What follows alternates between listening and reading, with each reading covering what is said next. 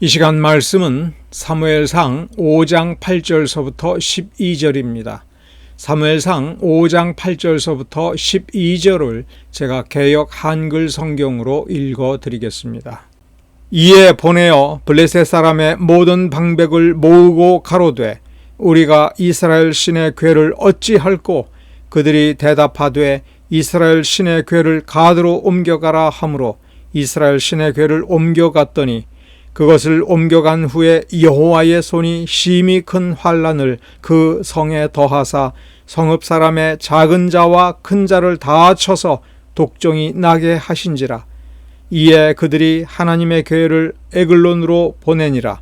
하나님의 궤가 에그론에 이른즉 에그론 사람이 부르짖어 가로되 그들이 이스라엘 신의 궤를 우리에게로 가져다가 우리와 우리 백성을 죽이려 한다 하고 이에 보내어 블레셋 모든 방백을 모으고 가로되 이스라엘 신의 궤를 보내어 본처로 돌아가게 하고 우리와 우리 백성 죽임을 면케하자 하니 이는 온 성이 사망의 환난을 당함이라.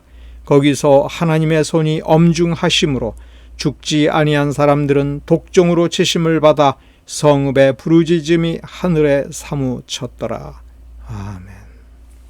오늘 본문 말씀을 성경 전체와 연결해서 보면 우리가 얻을 수 있는 교훈은 매우 명확합니다. 성경을 아무리 많이 가지고 있어도 단순하게 아무리 많이 읽어도 소용이 없다. 오히려 소용이 없을 뿐만 아니라 재앙이 된다 하는 것입니다. 우리나라 사람들의 거의 대부분이 성경을 사서삼경 읽듯이 읽고 마치 불교 신자가 천수경이라고 하는 불경을 아무 뜻도 모르고 그냥 무한 반복해서 외우다시피 하고 심지어 녹음기로 틀어놓기까지 합니다. 하루 종일 반복해서 듣게 하면 어떻게 될까? 아무 일도 일어나지 않는 것은 너무나도 당연하죠. 왜냐하면 소리에 불과하기 때문에 그렇습니다. 여러분들이 성경 66권이 너무 많다 생각해서 난 평생 갈라디아서만 읽겠다. 짧으니까.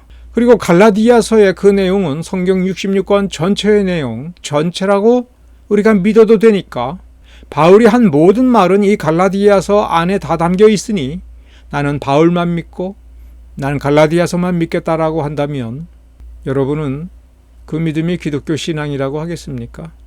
사무엘상 4장까지는 언약궤와 함께 하는 이스라엘 족속의 종교가 거기에 존재하고 있었습니다.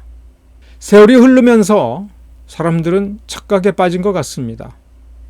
자신들에게 주어진 언약궤를 짊어지고 다니고 그리고 언약궤를 앞세우면 하나님께서 대신 싸워주고 승리를 거두어서 자신들에게 선물로 줄 것으로 믿었습니다. 어떻게 됐든 간에 믿기만 하면 될 거 아니야.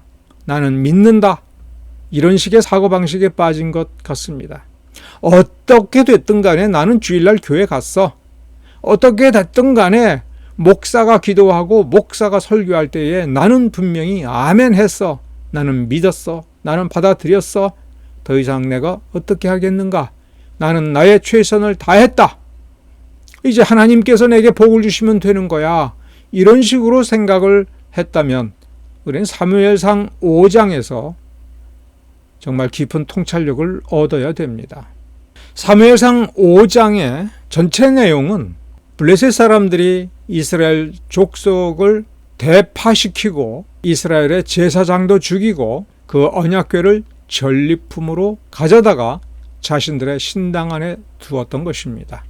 신이 준 증표를 빼앗겼다. 그 신은 약하다라는 뜻이고 한낱 전리품으로 전락된 법궤를 자신들 마음대로 집어다가 신당에 두었습니다. 놀라운 점이죠.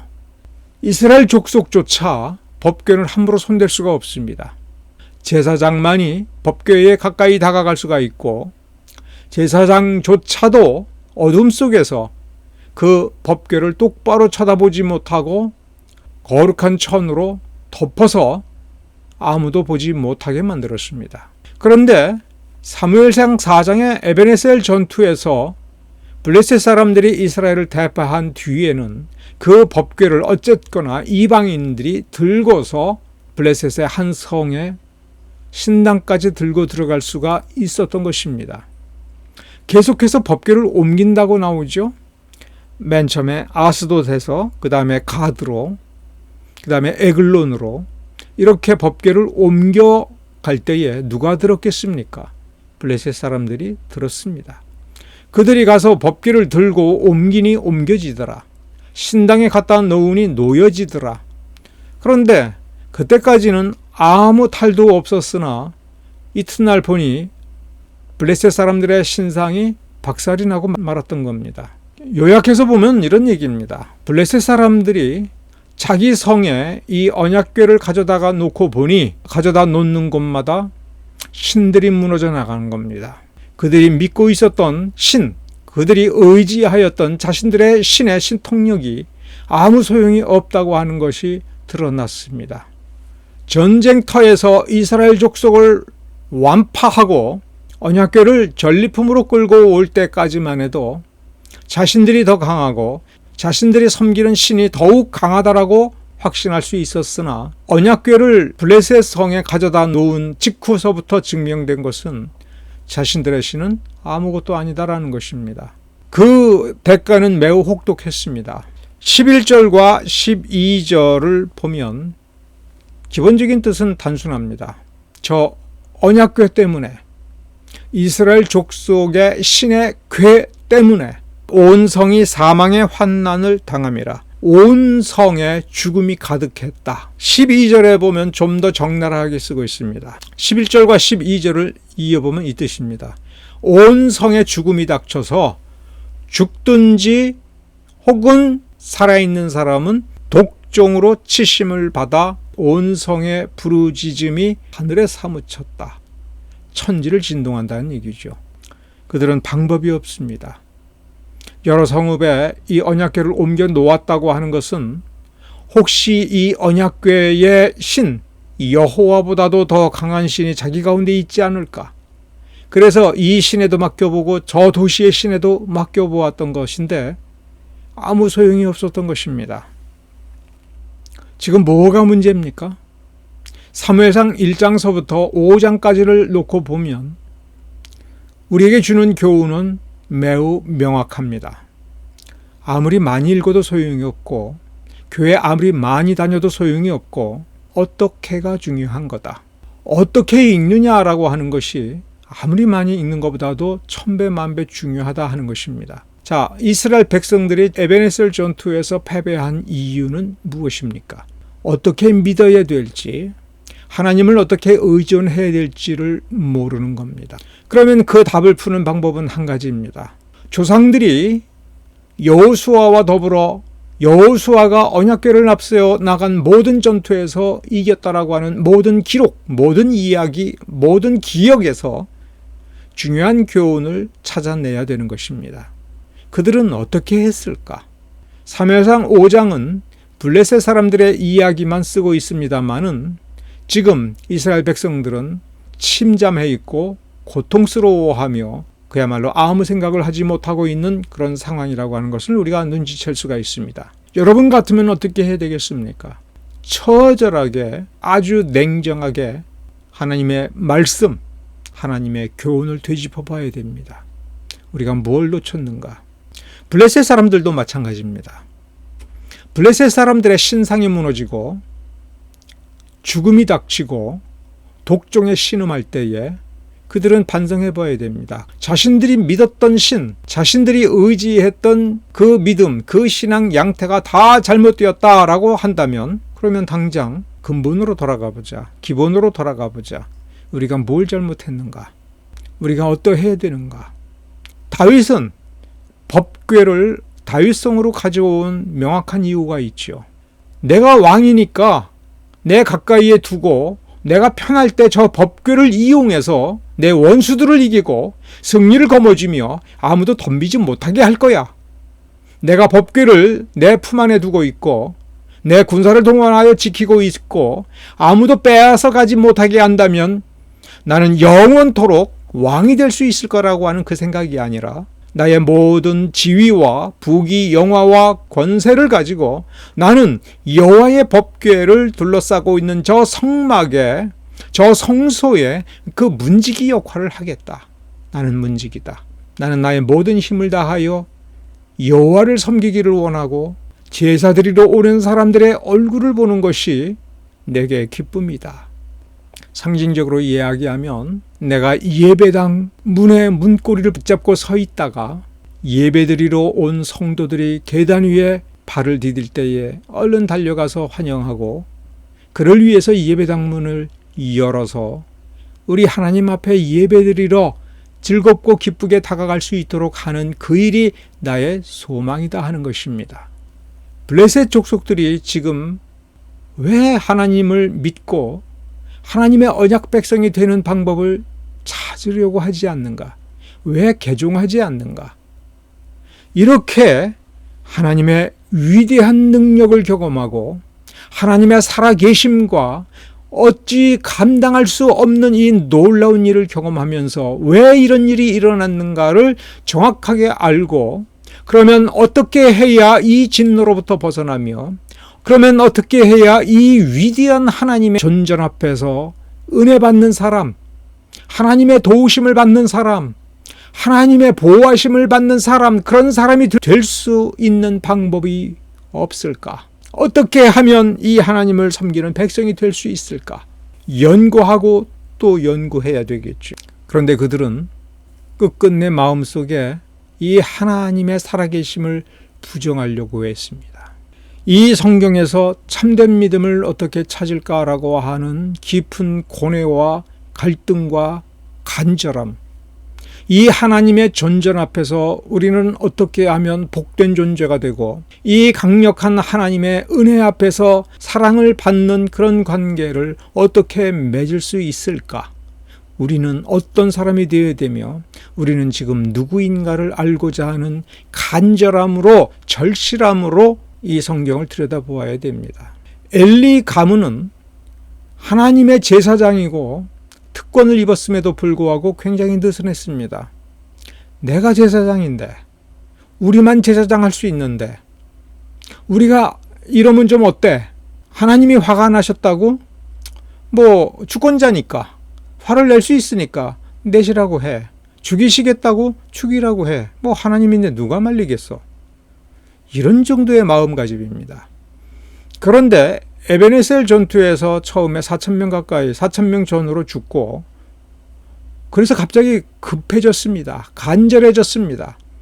그래서 언약궤를 가져와서 승리의 확신으로 가득 찼고 그 승리의 확신이 용기가 되었지만 그 용기의 이면 속에서는 승리를 간절히 갈망했던 것입니다. 이기고 싶은 마음이 너무나도 간절했습니다. 그런데 블레셋 사람들이 이겼습니다. 그런데 블레셋 사람들이 언약궤를 전리품으로 가져다 놓고 보니 그 가져다 놓은 곳에 성읍에는 죽음이 가득하고 살아있는 사람도 살아있는 사람이 아니라 독종으로 시달리면서 고통으로 몸부림치며 울부짖음이 하늘에까지 사무칠 정도라고 했습니다. 간절함이지요. 고통에서 벗어나고 싶은 간절함이지요. 이기고 싶은 간절함, 고통으로부터 벗어나고 싶은 간절함. 그런데 그 간절함이 올바른 방법을 찾지 못했습니다. 올바른 믿음이 없었습니다.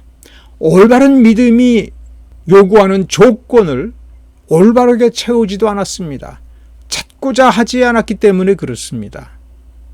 그런데 사람이 어떻게 하나님을 올바로 섬기며 올바른 백성이 될 수 있는 비결을 알 수 있습니까? 없습니다. 이스라엘 백성들이 어디서 여호와를 찾아냈습니까?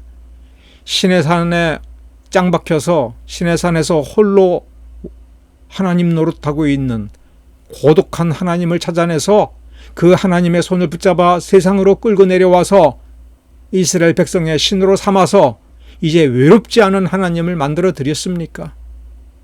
아무도 예배하지 않았으나 어느 날 우연히 모세가 발견하고 아론이 제도를 세워서 하나님 섬기는 도리를 가르쳐서 이제 하나님은 예배와 제사를 받을 수 있는 굶지 않는 하나님이 될 수 있었던 것입니까? 전혀 그렇지 않다라고 하는 것이 이 사무엘상 5장에서의 가르침입니다. 왜 가르쳐 줍니까? 이스라엘 백성들이 잊어버렸기 때문에 그렇습니다. 자신들이 이렇게 타락했음에도 불구하고 타락한지를 몰랐기 때문에 그렇습니다. 가져다 놓는다고 해서 놓여지는 하나님이 아닙니다. 이스라엘 백성들이 하나님을 자기 하나님으로 섬기기로 했으니까, 언약을 맺었으니까 이스라엘의 하나님이 되어주신 것이 아닙니다. 아브라함을 찾아가서 내가 여호와니 내가 지시하는 땅으로 가라라고 명령하시고, 아브라함은 목적도 모르고 비전도 없이 출발했습니다. 우리는 착각하면 안 됩니다.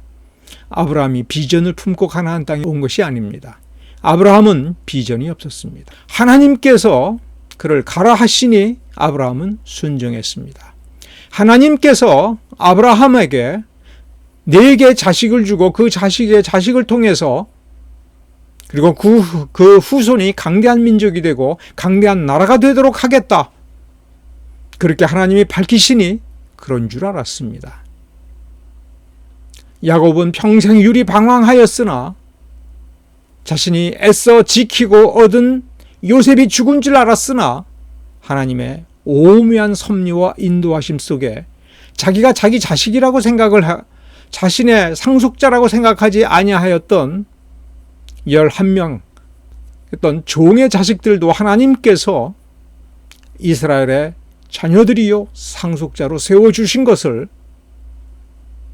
야곱은 결국 알게 되었고, 하나님께서 그 계획을 드러내어 주셨을 때 비로소 야곱은 하나님의 뜻에 감사하고 편히 죽을 수가 있었습니다. 하나님이 찾아오시는 겁니다.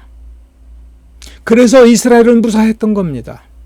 하나님께서 계획을 품으시고 그 이스라엘 백성들을 애굽 땅에서 독수리가 그 등에 그들을 태워서 하늘을 날아서 가나안 땅에 오듯이 이 백성을 인도했다고 출애굽기에서 분명히 선언하십니다. 이스라엘 백성들은 우리가 언제 독수리 등에 탔습니까? 우리가 언제 날라서 여기까지 왔습니까? 우리 죽을 고생했습니다. 우리는 몇 번 위태로웠습니다. 이렇게 반박을 할 수 있음에도 불구하고 반박하지 못했습니다. 하나님이 하신 것을 그들은 부인할 수 없이 깨달았고 알았고 확인했기 때문에 그렇습니다. 그러한 상태에서 하나님께서 네 조상들과의 약속을 이루겠다, 그 약속을 계승하여 언약을 갱신하여 너희들의 조상과 그리고 너희들의 자손들을 대표하여 언약을 맺자, 이렇게 언약으로 하나님께서 초청하신 것입니다. 주님께서 불러주시고 주님께서 임재하여 주시고 주님께서 지켜주셨으니 내가 여기 이렇게 온전하다. 그렇다면 하나님께서 임재하고도 아무 탈 없는 이 상태가 얼마나 크고 놀라운 기적인가를 날마다 감사해야 됩니다. 언약궤가 저기에 있음에도 불구하고 우리가 죽지 아니하였다. 우리가 간밤에 편안히 잤다. 얼마나 놀라운 이적인가. 그것에 감동하는 것이 진짜 믿음입니다. 하나님이 나와 함께 해주시니 너희들이 어떻게 감히 나한테 이렇게 할 수 있어? 너희들 죽을 줄 알아. 이런 마음이 아니라 내가 하나님의 말씀을 외우고 내 심장에 하나님의 말씀을 담으며 나는 믿는 사람입니다라고 말할 수 있는 것이 얼마나 놀라운 이적이며, 내가 하나님의 말씀을 내 더러운 입으로 옮겨도 나는 죽지 않고 벌을 받지 않는다, 오히려 내게 복이 된다, 이것이 얼마나 놀라운 이적인가를 날마다 생각을 해야 됩니다. 사무엘상 1장서부터 4장, 아니 사사시대를 돌이켜보면서 하나님의 백성이라고 하는 이름을 가지고 저렇게 죄를 많이 짓고 하나님을 속상하게 만들고 하나님께 배반을 하고도 저들이 멸망을 당하지 아니한 것이 얼마나 놀라운 이적인가. 엘리와 그 아들들이 성막 앞에서 하나님의 이름으로 온갖 악행을 저지르고 제사를 더럽히고 번제를 망가뜨리면서까지도 죽지 아니하는 것이 얼마나 놀라운 이적인가. 그 이적을 깊이 깨달아야 되는 것입니다. 그 이적을 깨닫지 못하니 이제 하나님께서 언약궤를 다른 곳으로 치우신 겁니다. 착각하면 안 됩니다. 하나님은 떠나지 아니하였습니다. 이 기적이 또한 얼마나 놀라운 것인지를 깨달아야 됩니다. 그리고 그 깊은 깨달음은 당연히 감사로 이어져야 됩니다. 하나님을 욕되게 하고, 아니 하나님을 영화롭게 하지 못하고, 날마다 건성으로 교회를 들락날락거리고 하나님의 이름으로 참담한 말을 하면서 죄를 지어도 죽지 아니한다. 그런데 여기서 우리가 좀 더 깨달아야 될 것은 하나님의 위대하심, 그리고 하나님의 위대한 기적, 가장 놀라운 기적, 우리를 찾아오신다라고 하는 그 기적이 맺어야 마땅한 가장 첫 번째요 놀라운 열매, 그 기적에 대한 감사, 그리고 감사로 끝나는 것이 아니라 그 감사와 더불어서 동시에 가져야 될 참된 믿음, 그 믿음을 구해야 됩니다. 그 믿음을 찾아야 됩니다. 그 믿음을 갈망해야 됩니다. 간절히 찾아야지요.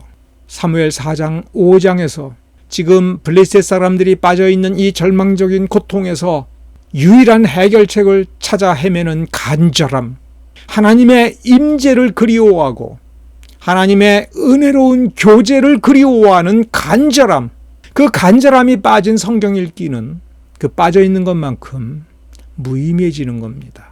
글자를 읽는 것입니다. 성경 66권이 하나님의 말씀이라고 하는 강렬한 확신은 마음속에 깊은 간절함이 있고, 그 간절함과 일치한 우리의 삶의 자세에서 그 간절함이 증명이 되고, 그 간절함이 힘이 되어서 우리를 하나님 앞으로 나아가게 만들어야 됩니다. 절실하게 하나님을 찾을 수 있어야 됩니다. 사무엘이 하나님과 통하고 하나님과 대화를 주고받았다라고 하는 것을 이스라엘 백성들이 다 잘 알고 있고, 블레셋 사람들도 조금만 확인해 보면 금방 알아낼 수 있는 일임에도 불구하고 이 하늘에 사무치도록 울부짖으면서도 사무엘을 찾지 않았습니다. 얼마나 놀랍습니까? 하늘에 사무치는 고통과 울부짖음에 있음에도 불구하고 그 해결책, 하나님과 통하는 이 법궤의 하나님, 이 법궤를 주신 하나님, 이 법궤의 그 하나님 여호와가 누구인지를 알고 있으면서도 지금 아무도 찾고 있지 않습니다. 사무엘이 역사의 중요한 현장에서 배제되고 있는 것을 우리는 여기서 깨달아야 됩니다. 우리가 이렇게 신앙생활을 합니까? 우리가 이렇게 신앙생활을 하고 있으면서도 자신은 너무나도 잘하고 있다고 생각을 합니까? 하나님께서 깨우쳐 주실 겁니다. 그런데 그때는 돌이킬 수가 없습니다. 그것이 이 사무엘상 5장의 뜻인 것입니다. 그 간절함 속에서 하나님을 참으로 섬기고 하나님을 참으로 믿는 자의 도리가 무엇인지를 찾고, 그래서 하나님께서 은혜 베풀어 주시고 하나님께서 임재해 주시는 것이, 그것이 진짜 복이 될 수 있도록 그 방법이 무엇이며 그것이 무엇인지를 알아가도록 합시다. 알고자 합시다. 위대하신 하나님이 자기와 함께 해주기를 그리워하는 그 그리움에서부터, 그리고 그 그리움이 참된 믿음이 될 수 있도록 하나님께서 어떻게 은혜 베풀어 주시고, 그래서 결국은 하나님께서 믿음을 선물로 주시고 은혜를 선물로 주시는 일들이 어떻게 이루어지는가라고 하는 것을 우리에게 보여주십니다. 우리는 그 그림을 따라가야 됩니다. 회개하고 살아있는 믿음을 새롭게 시작하는 것이 무엇인가? 우리는 그것을 보고자 하는 간절함이 있는가? 간절함이 없다면 그 간절함을 찾고 구하고 애써야 되는 것입니다. 간절함이 없는데 그 간절함을 간절히 찾지 않는다면 재앙밖에 없음을 여러분 기억하시기 바랍니다. 기도하겠습니다.